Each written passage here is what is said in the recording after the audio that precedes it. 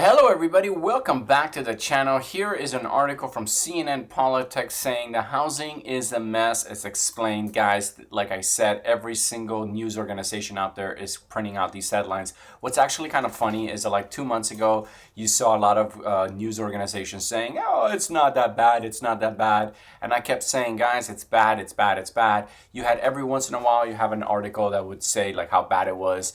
But now we're seeing basically every news organization saying how the housing market is getting completely destroyed. Look at this. I just want to stick with the headlines here with the 4 bullet points. Fed could crash the housing market. It is bad news for anyone who counts on their house as a major asset. Mortgage rates topped 6% for the first time since 2008. This is bad news for anyone looking to buy.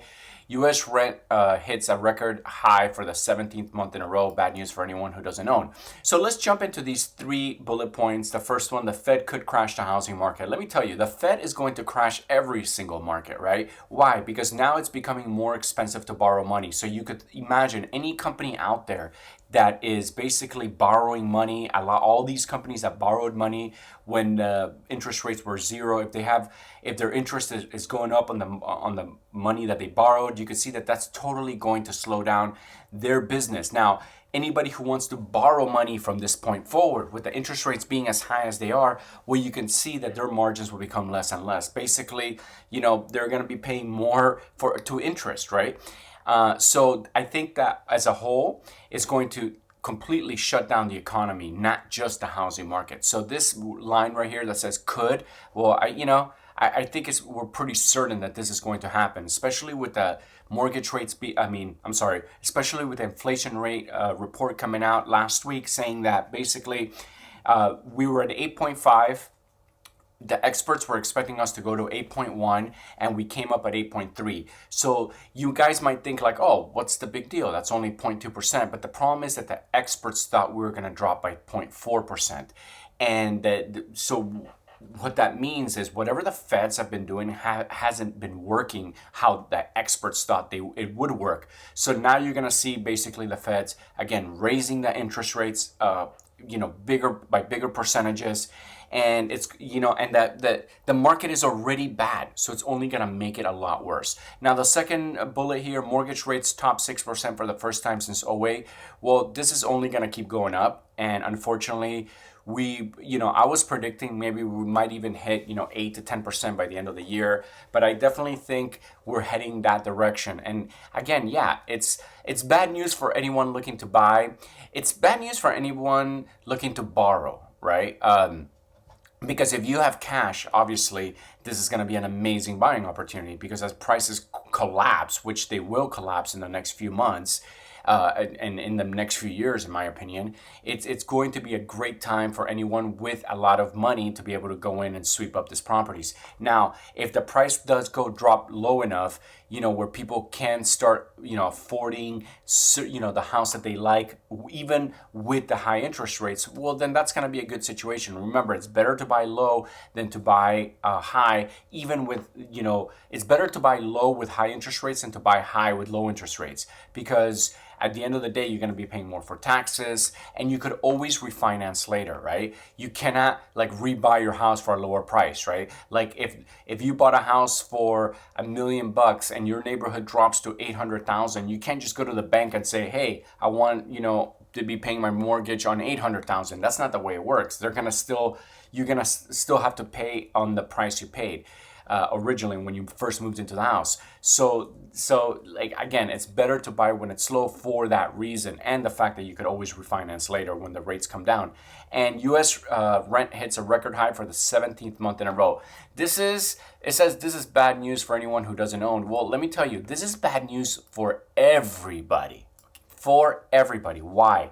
Because this is what's keeping inflation high. Remember, rent is factored into inflation. If people are paying more for rent, that means that they're not going to have extra money to go buy an extra pair of shoes.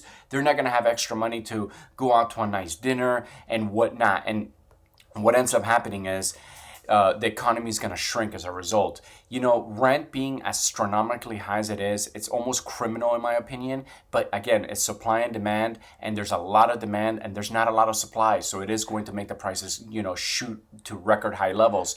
But again, it is going to hurt all of us because, you know, a lot of people rent and those people need cash in their pocket. And now that, you know, basically their money is going to, in some ways is going up in smoke into thin air, only because if you were paying $1,500 a month and now you're paying $2,000 a month, that's $500 just gone and you're basically paying for the same product, but it's costing you, you know, 25% more, 30% more. Anyways, that's where we're at right now, and it's not sustainable. Now, when we jump into, for example, you know, places like Boise right here on zillow.com, and you could start seeing huge price cuts across the board.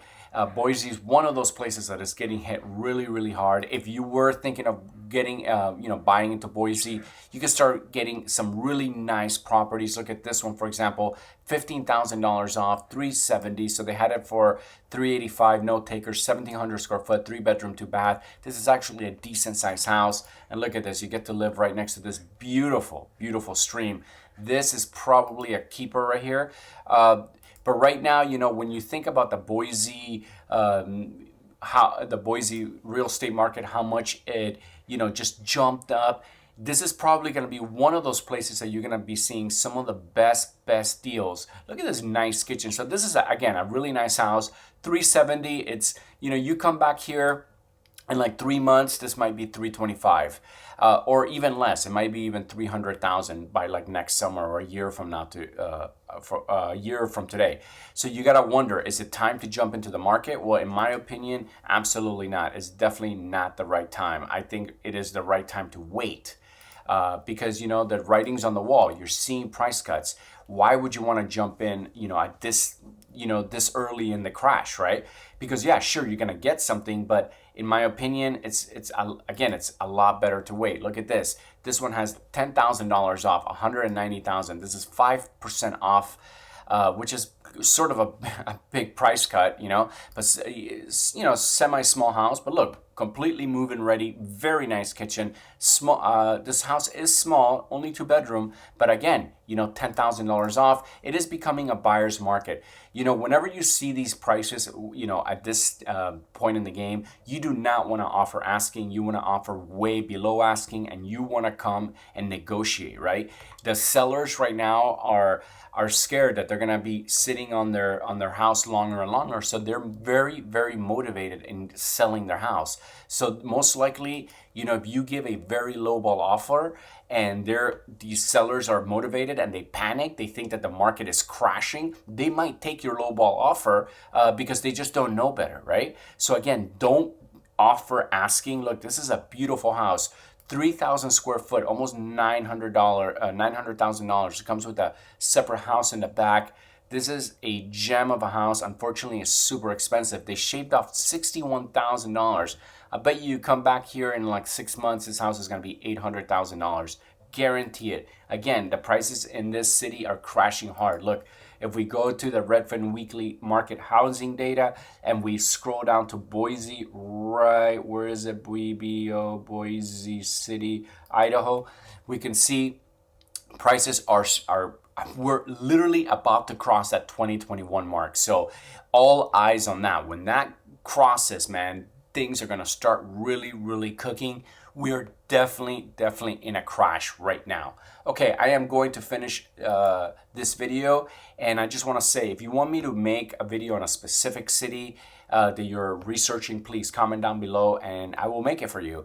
I want to just say thank you to everybody who's been supporting my channel. It really does mean a lot to me. Thank you guys so much for all the views, all the comments, all the likes. And if you're new to my channel and you like what I have to say, please don't forget to smash that subscribe button and go ahead and like and leave a comment. Again, thank you guys so much for watching. I love you guys, and I'll see you in the next video.